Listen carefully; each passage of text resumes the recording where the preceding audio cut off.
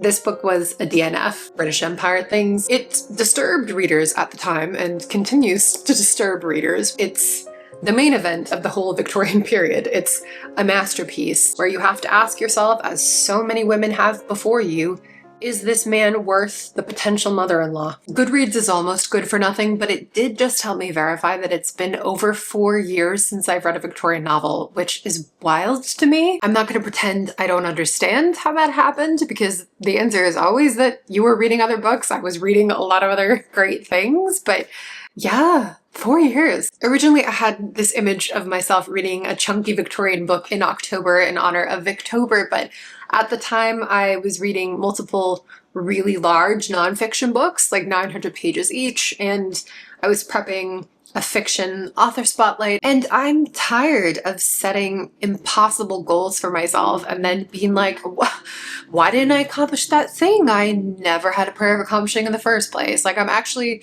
so frustrated with myself for that specific behavior. So instead of setting another impossible goal and committing to books I knew I wouldn't be able to read in October, I wanted to use this video as a check-in and talk about my history with Victorian authors, compare notes with all of you, and then talk about where I want to go next in my reading of the period. I'm going author by author, so if you want to jump to a specific name, I have that in the timestamps below, and I'm saving my favorite for last, so let's get cracking. There are, I think, 25 books on the list. I'm pausing for a quick moment here because I jumped straight into the books without introducing myself to those of you who might be new, and I'm such a nobody, frankly, that I shouldn't be assuming that anybody knows me. My name is Jennifer. I'm a book reviewer who used to work in publishing, and as you'll see in this video, I read a fair amount of classics, but on this channel, you'll actually find me reviewing more history and biography titles, and also books from Central and Eastern Europe, because I specialize in Czech literature. I'm really happy to have you here. And now back to a more purplicious version of me. I feel I have to start with maybe the biggest figure of the age and the first one I read, which is Charles Dickens, because like many of you watching, I'm guessing, I was assigned Great Expectations when I was around 15 years old in school. It's a coming of age story about an orphan named Pip. I don't remember that many specifics about it, but what I do remember overall is just the strangeness of it, because even though English is my native language, I'd never read that kind of English before. You have the diction of the time and the vocabulary, and then the Victorian pacing, which is completely different from the pace of contemporary novels. And I remember the strangeness of the names. In my life, there were people like Mrs. Hufford and Mrs. Klein, and every girl was named Katie. And then I was reading this book where there were women named Miss Havisham and Estella. Like, who are these divas, you know? They actually felt larger than my life. So I didn't dislike Great Expectations, but it was a hard read. It was hard. It was all new to me. And I think if you've never read Victorian novels or you haven't in a while, then it takes some getting used to, and that's completely normal. I don't know, a lot of people are way too quick to assume that either they're dumb or the book is dumb, when neither is true. So then the following year I was assigned A Tale of Two Cities, and I was swept up in this one. I remember wondering why the female lead was a wet dish rag of a character, but I loved the female villain, Madame Defarge, and the whole setup of London and Paris on the eve of the French Revolution. It was just a thrilling read, and I remember the tension building and building, and my twin brother was obsessed with the ending of A Tale of Two Cities, and he would dramatically recite the final lines. It still wasn't a casual read or anything. I remember that it took some work, but that's because my brain was working things out. I then read a lot of other authors in the interim, and only came back to Dickens about 10 years later in 2018. In that time frame, I realized that there were other Victorian authors I loved more, but that's when I read the first Dickens that I really loved, and it's David Copperfield, which is like Great Expectations in that it's told in first person and it's a Bildungsroman. But this one is more heavily autobiographical and warmer and more iconic as a performance of first-person narration, I think. I did something with this that was unusual for me, where I read about 60% of it and the other 40% I listened to on audiobook, the version narrated by Richard Armitage, which is fantastic. There are only two authors I've actively loved reading in audiobook form, Dickens and Shakespeare, which is funny because the next and so far last Dickens that I've read is A Christmas Carol,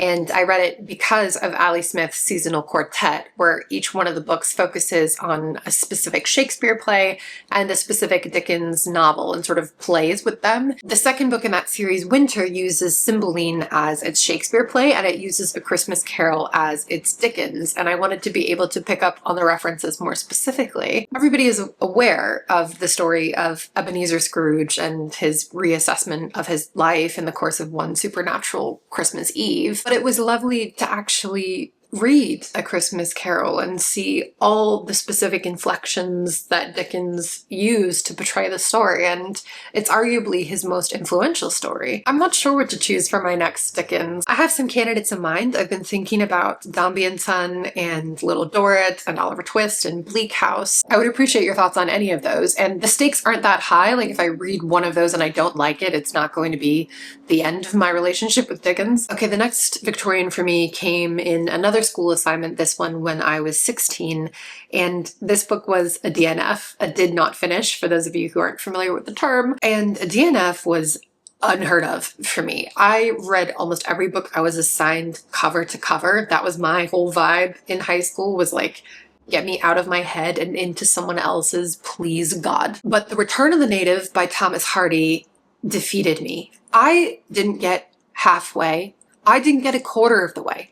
I think I didn't make it past chapter 2. It was dire. It felt almost physical, the inability to read this book. The expression hitting a wall had a new meaning for me with Return of the Native, which as a story is dramatic and almost lavishly bleak from everything I've heard from those of you who are blessed with the ability to read it. Years later, after I'd gotten my sea legs with the period, I did successfully read Far from the Madding Crowd, which I enjoyed as the story of a great main character, the story of this willful, free-spirited woman, Bathsheba Everdeen, and her 3 different suitors, 3 different ways of life in this interconnected community. Reading this on the line level, though, was still tough going in a way that no other Victorian author was anymore at that point. And I think that confirmed for me that it wasn't just my inexperience when I was 16, that whatever the opposite of a melding of the minds is what Thomas Hardy and I have. Which, okay, it bums me out because his stories and themes are exactly the kinds of things I love. I would love them if they could be told with different sentences. I don't know, it's like so unusual for me. I can read almost anything, but this isn't the end. I'm determined to read at least 2 more Hardys before I officially live the rest of my life as a defeated woman. And that goal isn't coming from a place of masochism, it's just that I have that scholarly part of me that wants to get a handle on the major authors of the period, even if there's a particular author I don't personally love. So one of those 2 remaining novels is definitely going to be Tess of the D'Urbervilles, but I'm not sure of the 4th and final. Maybe Jude the Obscure? Maybe? If you have strong, Hardy opinions, if you have Hardy opinions, I can't do this, I hate puns, please give me advice on what to read from him as potentially our last hurrah together. At this point you might be thinking, does this woman actually love Victorian novels? I do, I really do. So now we come to an author who's a favorite of mine, Charlotte Brontë. I was assigned Jane Eyre in school at 17, and I think I fell in love with everything about it. The strangeness of the period was dissipating, and the sumptuous feeling of the language came to the fore, and the atmosphere of the book was when I felt I was living in as I read it. It felt realer at times to me than my own feelings. It's funny, I think I put myself at a disadvantage when I was first applying for publishing jobs in New York years ago, because they would often have this written portion where you were asked to talk about a really foundational book for you or your favorite book. And a few times I wrote about Jane Eyre and the difference it had made in my life, and it really did, but that's not at all what they want you to answer. They want you to talk about contemporary books and not classic ones. But I was thinking truthfully and not strategically, which is a real continued personal failing of mine. Anyway, there was the language and the atmosphere, and then there was this character, this unloved, unremarkable orphan named Jane, who was strong in a way that was so much subtler than the strength I was used to reading in protagonists. Without spoiling anything, I'll say that Jane Eyre is a novel in 4 parts, and I think of them as the childhood section, the governess section, the St. John section, and the ending. And I think if I were to reread this now, because I have reread different parts of it over the years, but never the whole thing.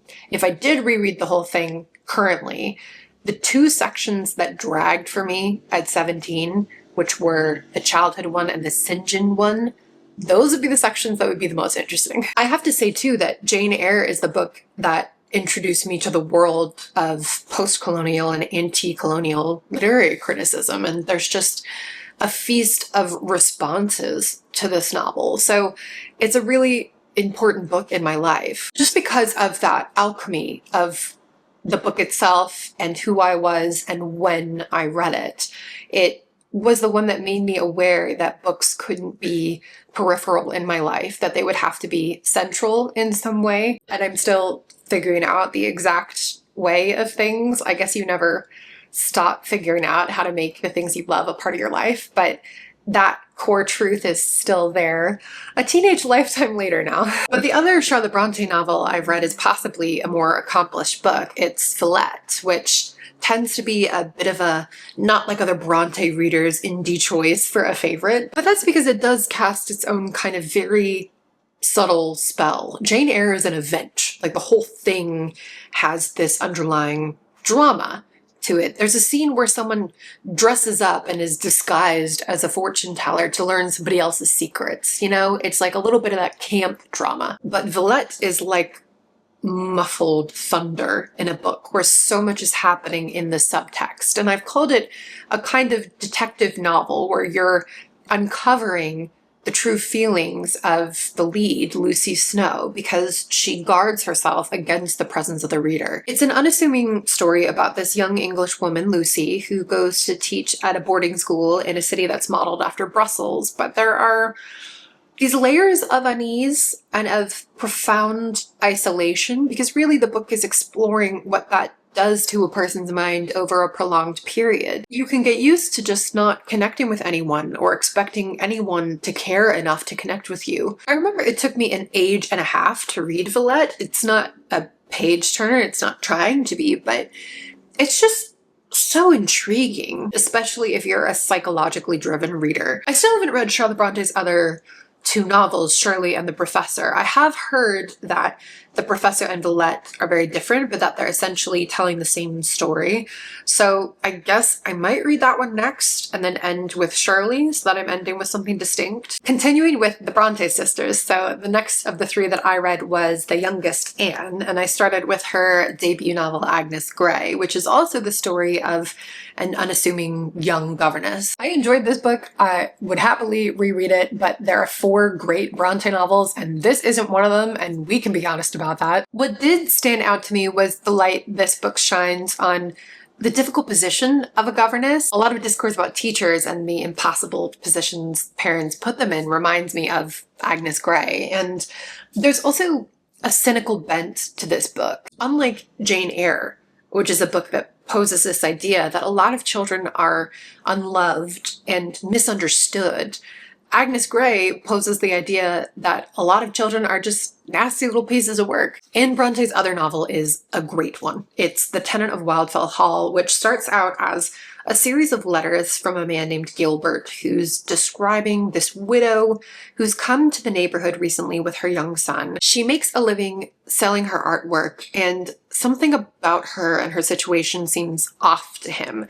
And she eventually does confide in him that she's not a widow, that she's actually left her husband. This is still a groundbreaking book to me in many ways, not just for Anne Bronte's time, but also for our own time. We still live in a culture of femicide and in normalizing putting on appearances and not talking about your home life and how bad things can really be. I was blown away that I read it, that the meekest and most overtly moral of the sisters would write something so subversive. But when I think about it less reductively, really it's precisely Anne's morality that made her question the culture and the laws that would tell her protagonist that it's less degrading to stay in that marriage than to leave it. I think this is such a cool book and wonderfully written. Yeah, a top pick from the period, in my opinion. The last, and certainly not the least, Brontë sister is Emily, the middle sister, who's maybe the most enigmatic as a personality. I guess my impression is that she was a bit of a solitary weirdo, and she wrote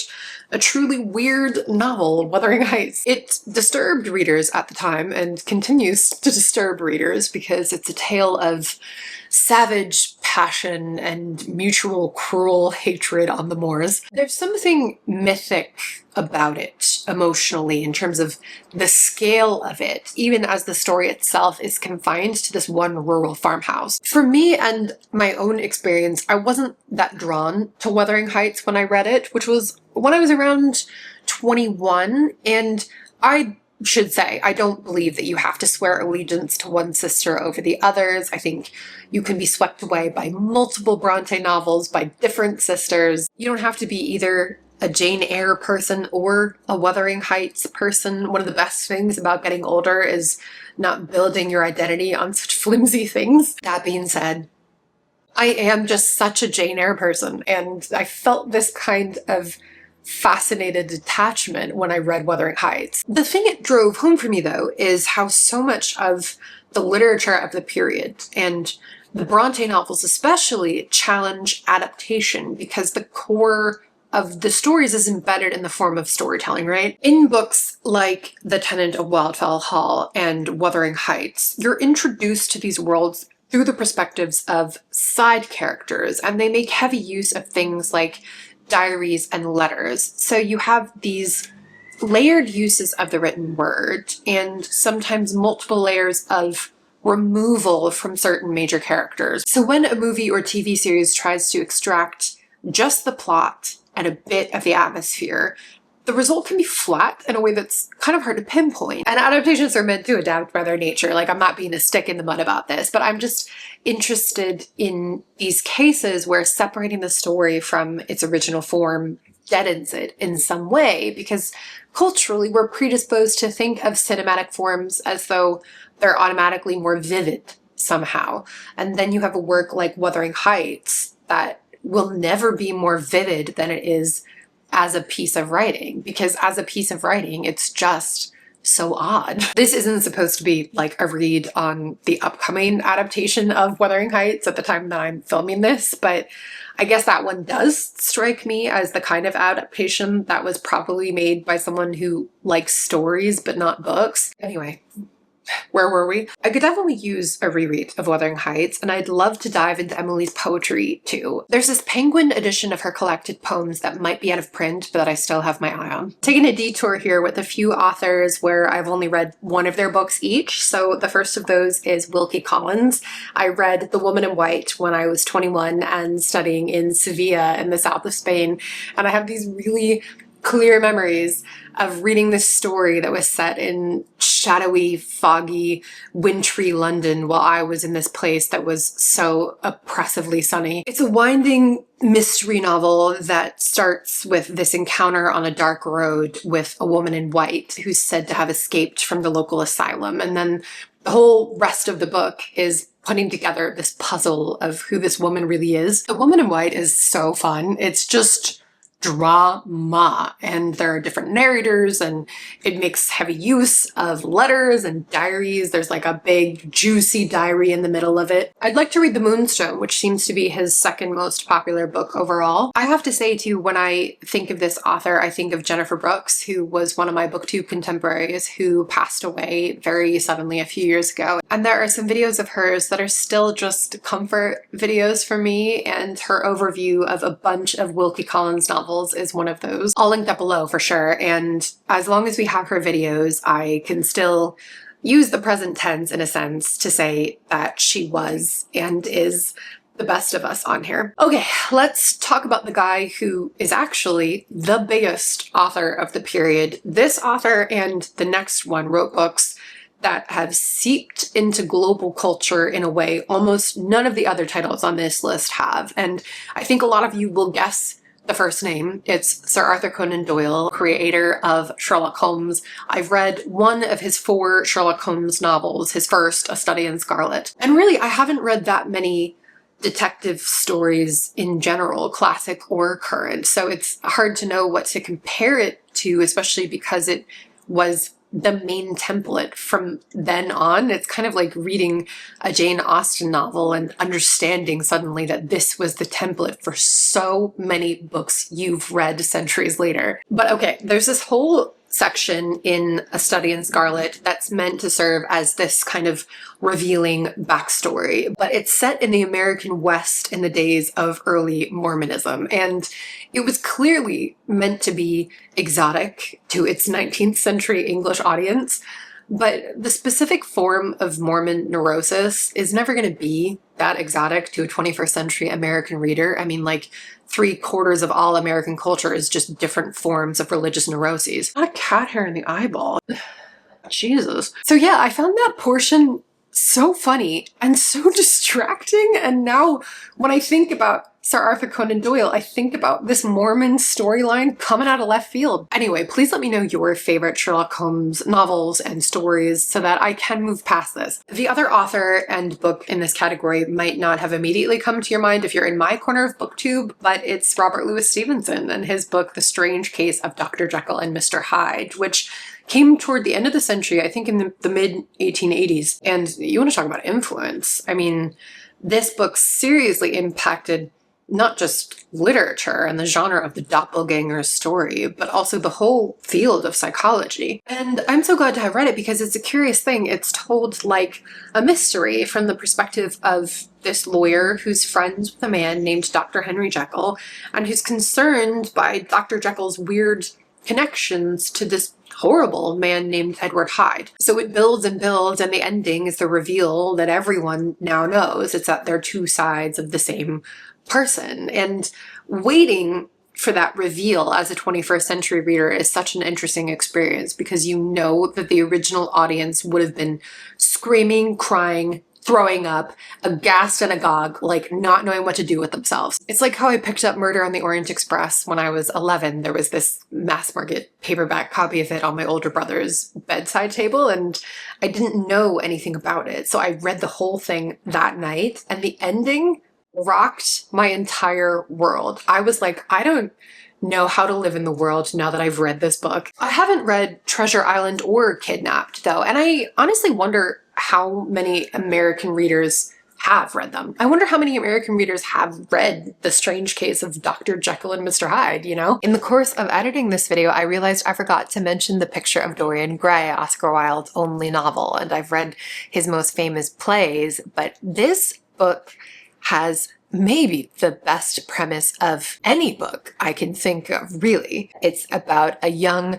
beautiful man who stays beautiful for an unusually long time. Aging is important, folks. It's important. I enjoyed this book at the time. I was assigned it in my first year of college, and it's just hedonistic. There's so many descriptions of gorgeous, luxurious objects, including in one very famous, detailed chapter. But what an odd thing that this would be someone's singular novel. Anyway, just had to jump in and say that. There are 3 heavy hitters left. So the next name on my list is Elizabeth Gaskell, who has all these interesting connections to other major authors. She was friends with the Brontë family, and Dickens was a mentor of sorts to her and her publisher. Her books were very successful at the time and then fell out of favor and then had this reevaluation and resurgence in the mid-20th century when they became more recognized for how innovative they were in terms of portraying industrialization and the realities of working class people. So the first novel of hers that I read is North and South, which uses the outline of a love story to tell what's really a social story about class conflict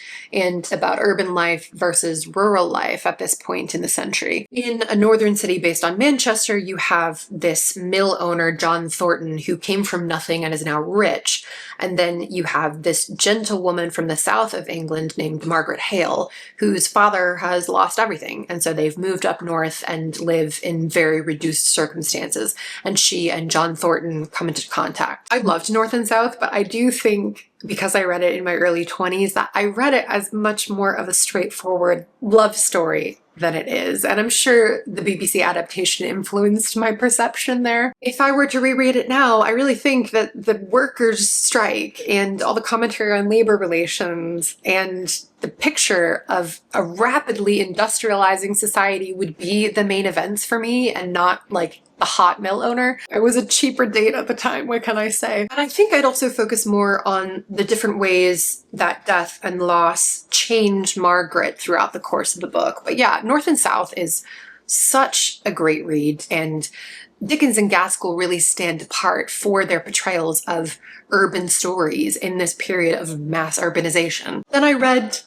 my favorite Gaskell, Wives and Daughters, her unfinished novel that's still so satisfying and lovely for what it is. It's about these two stepsisters whose relationship feels so real that it's almost not novelistic, if that makes sense, because regardless of anything else that's going on in the book, and it is mostly a story about family disappointments and family secrets, at the center are these two girls who are completely different, but who value and love each other. Also, a major character just nopes out of the story for 2 whole years to go on a scientific expedition across Africa.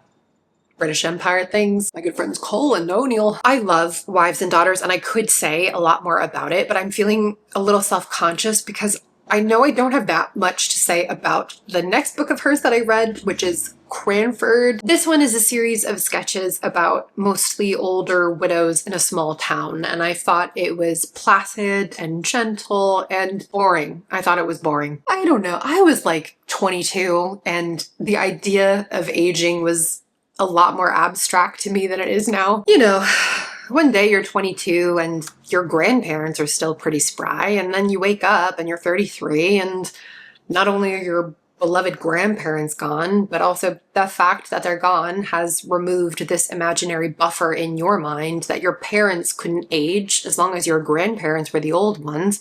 And now your father has just turned 70, and you haven't read a Victorian novel in 4 years, and you realize that you have nothing meaningful to say about Cranford. Okay, the fourth and so far final book I've read from Gaskell is her debut, Mary Barton, which was the one that set her up to be famous in her own time period. And this one is also set in Manchester. It's about these two families of workers and how their lives are upended by a crime and then a trial.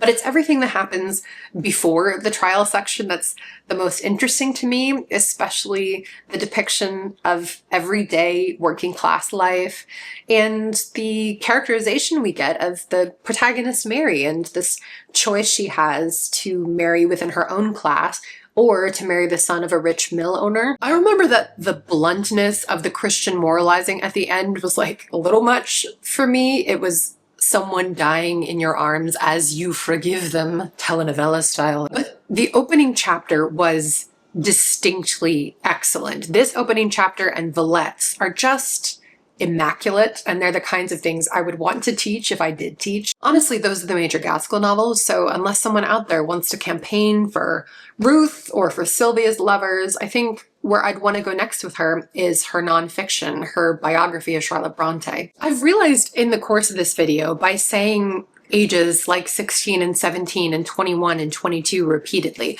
I read almost all of these books in my late teens and early 20s, and it's these next two authors that I read most from my mid to late 20s. So maybe it's not surprising that other than Charlotte Brontë, they're my two favorites. They're the ones I came to know as an even slightly more mature reader. The first of those is Anthony Trollope, one of the most prolific authors of the period, so I'm not humble bragging when I say I've only read 5 of his books. I really mean I've only read 5 of his books. They're the first 5 of the Chronicles of Barsetshire series, so I'm going to treat them more as a unit than I have the other books. The first of those is The Warden, which as a story has the most pathos to it. It asks some really interesting ethical questions, and it's the shortest of them by a long shot.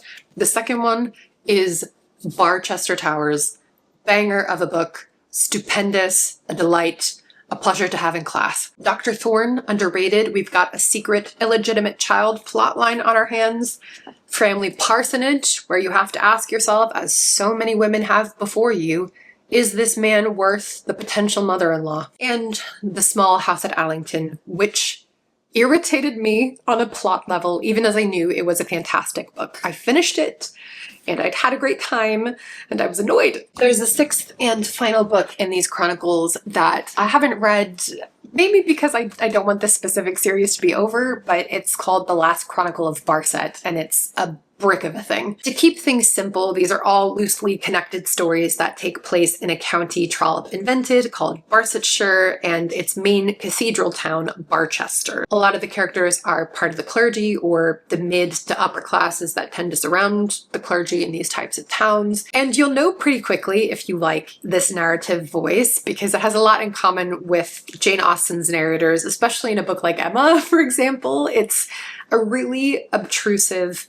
omniscient third-person narrator who's brilliantly judgy about all of these people. The narrator is like, get a load of this lot. I just love Trollope. He's the most fun Victorian author in my opinion. So next I want to read this standalone novel of his, The Way We Live Now, and then probably The Last Chronicle of Barset, and then on to the Palliser novels. Last and best, my favorite, and in my view, the best author of the period is George Eliot. I've read 3.5 of her books, and I'll explain that. So the first of those is one of her earlier novels called The Mill on the Floss, and I've said publicly for years that it's my favorite book, but I haven't reread it in about a decade, so I don't know if I can say that in such a literal sense anymore, but it will always be a favorite, and I think that's possibly a more useful and more important category to think about. It's about a girl named Maggie Tulliver whose father loses his mill, so it's another reduced circumstances story, and then when she becomes a young woman, it transitions to a very intense and fateful love story. And a lot of the things that I said about Jane Eyre, I can also say about this book in terms of its impact on me and on my sensibilities as a reader. I think reading George Eliot's sentences and having her characters be a part of my life has just changed me, you know? I then read half of Daniel Deronda, which is this fascinating novel that's split in two. On the one hand, you have the story of this bright light of a woman named Gwendolen who's dimmed by an unhappy marriage. And then on the other hand, you have this enigmatic main character named Daniel, who's a Moses-like figure who's discovering his Jewish roots. I loved what I read of Daniel Deronda, but I was in the middle of a pretty significant period of depression when I started it, and I couldn't finish, and I don't know exactly why I haven't continued, but I would really like to do that. The other 2 books of hers that I've finished are such a contrast, so they're Middlemarch and Silas Marner, and Silas Marner is kind of in the vein of an Agnes Grey or a Cranford, where it's like you can do some substantial analysis on it, but really at the end of the day, you're like, so that was a book I read. Middlemarch, however, is an event. It's the main event of the whole Victorian period. It's a masterpiece. But in my experience, using that language about it, although it's true, can be a little intimidating for people. And I just want to say that almost everyone who reads this book, like truly, almost everyone I ever see in person or online who actually reads Middlemarch gets to a point where they're like, oh my fucking God, this is so good. Like, this is such a good read, and I can't believe it took me this long to read it. That's like overwhelmingly the response. So I could start down this road and really get into discussing it, but what I really want to do is to read and reread all 7 of her novels and then make a big George Eliot author spotlight, make one kind of epic video on her, which isn't the author spotlight I'm working on right now, by the way. This would be a future project that I'm talking about, but I already know it would be such a moment for me to create and then publish that video. Apart from all the other authors I've just mentioned, there are 2 others who are part of my main Victorian plans going forward. So in my most recent video about 10 memoirs, I featured this book called The Autobiography of Margaret Oliphant, and she wrote a bunch of books. I mean, she and Trollope were probably neck and neck in terms of production here, and I'd like to read a novel or 2 from her and see what I think. Miss Marjoribanks seems to be one that's pretty widely available. And the other major goal is to read William Makepeace Thackeray's Vanity Fair. That's probably the most influential and significant Victorian novel that I still haven't read, and I think I'd love it. I hope it goes without saying that any and all Victorian suggestions aren't just welcome, they're actively encouraged, and I want to know what you think about these different authors and what your relationship has been to them. Thank you so much for watching, just thank you, and I'll see you soon for another video.